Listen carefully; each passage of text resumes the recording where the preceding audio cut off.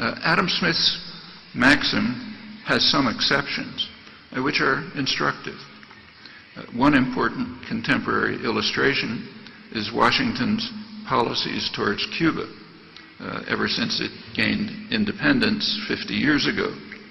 The United States is an unusually free society, so we have good access to internal records that reveal the thinking and the plans of the architects of policy. Within months after independence, the Eisenhower administration formulated secret plans to overthrow the regime, and it initiated programs of terror and economic warfare, which were sharply escalated by Kennedy and continue in various forms until the present day. From the outset, the explicit attempt was to punish the people of Cuba sufficiently so that they would overthrow the criminal regime. And its crime was identified. Its crime was successful defiance of U.S. policies going back to the 1820s, when the Monroe Doctrine declared the U.S. intent to dominate the Western Hemisphere, tolerating no interference from abroad or within. Now, while the bipartisan policies towards Cuba accord with the maxim of Thucydides, they conflict with Adam Smith's principle, and hence they give special insight into policy formation. For decades, the American population has favored normalization of relations with Cuba.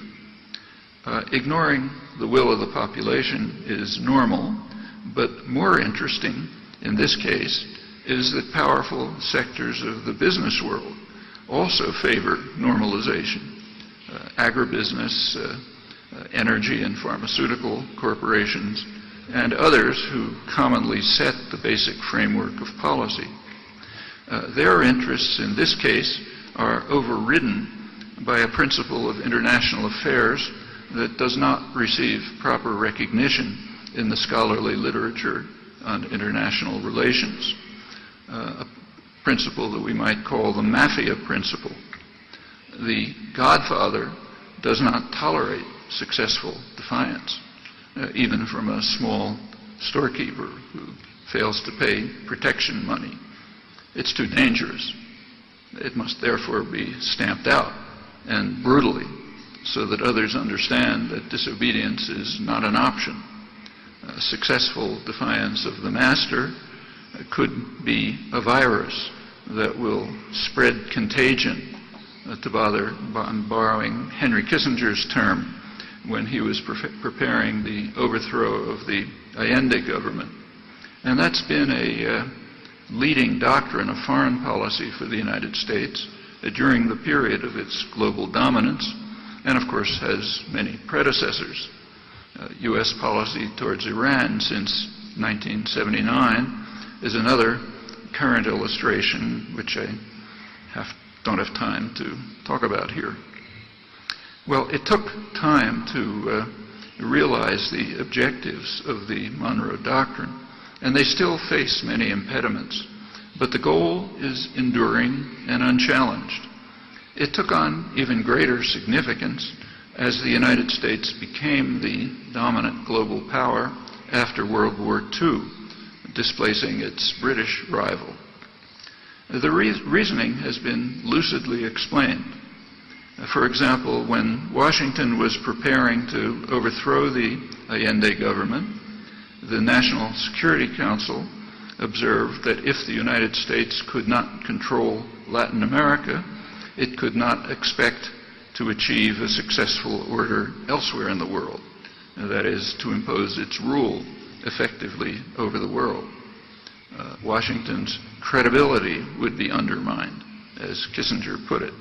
That is, others too might turn to successful defiance if the Chilean virus was not destroyed before it could spread.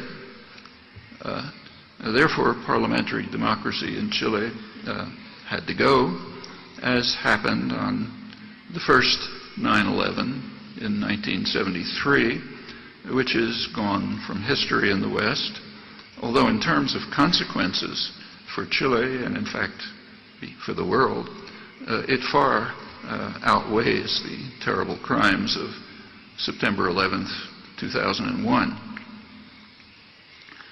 While these three principles, the maxims of Thucydides and Smith and the Mafia principle, do not account for every foreign policy decision, they do cover quite a wide range, as does the corollary about the role of intellectuals.